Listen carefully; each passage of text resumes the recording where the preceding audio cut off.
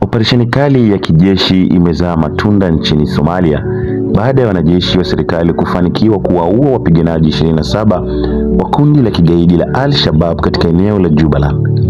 Kwa mujibu wa vyanzo vya habari na maafisa wa usalama nchini humo, operesheni hiyo ilifanyika kufuatia taarifa za ujasusi wa kina kubaini maficho ya wanamgambo hao waliokuwa wakipanga mashambulizi dhidi ya raia na vituo muhimu vya serikali. Wanajeshi hao walivamia ngome za magaidi hao kwa ustadi mkubwa, wakifanikiwa kudhibiti eneo hilo baada ya mapambano makali yaliyochukua saa kadhaa. Maafisa wa usalama wamesema kuwa mafanikio hayo ni sehemu ya juhudi zinazoendelea za kuimarisha usalama na kuiangamiza kabisa mtandao wa Al-Shabaab ambao kwa muda mrefu umekuwa ukitingisa hali ya utulivu na amani katika maeneo mbalimbali ya Somali na ukanda mzima wa Afrika Mashariki ikiwemo Kenya. Wananchi wa eneo la Jubaland wameelezea matumaini mapya kufuatia operesheni hiyo, wakisema kuwa hatua hiyo inaleta nuru ya kurejea kwa utulivu na maendeleo baada ya miaka ya hofu na mashambulizi ya mara kwa mara.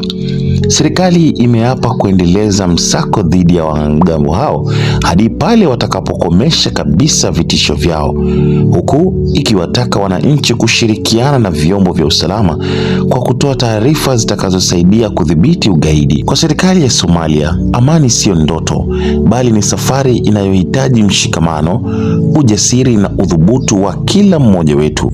Hii ni tahariri ya Billy Mongo.